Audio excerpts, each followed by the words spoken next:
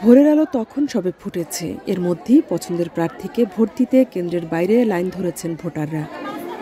নির্ধারিত সময় সকাল ৮টা থেকেই ভোটার এবং প্রার্থীদের এজেন্ট এবং কর্মী সমর্থকদের উপস্থিতিতে Rupshi new model school and college কেন্দ্র ছিল জমজমাট। বেলা বাড়ার সঙ্গে সঙ্গে ভোটারদের সংখ্যাও বাড়তে থাকে।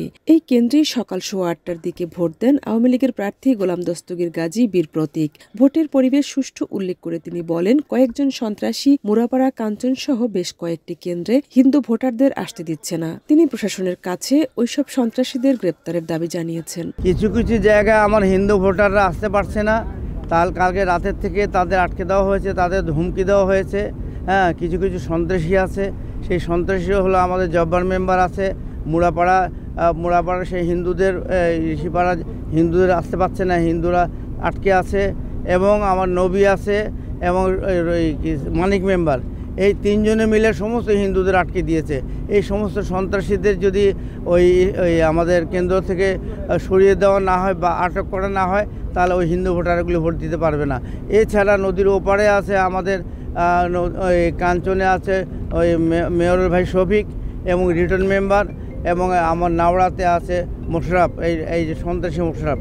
এই কয়জন যদি এখান থেকে উঠিয়ে নেওয়া হয়, তাহলে আমরা সুন্দর একটি ইলেকশন পাবো।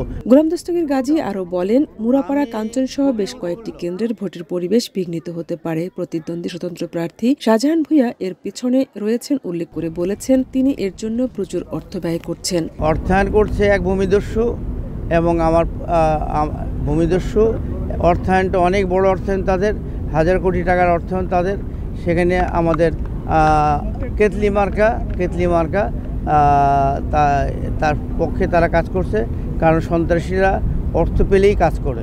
এদিকে একই অভিযোগ করেছেন তৃণমূল বিএনপির মহাসচিব তৈমুর আলম খন্দকার। তিনি বলেছেন, এটা সুষ্ঠু ও সুশৃঙ্খল ভোটের অন্তরায়। আমার দাবি হলো একটা সুষ্ঠু নির্বাচন, এটা জাতির দাবি, এই দেশের দাবি এবং সময়ের দাবি।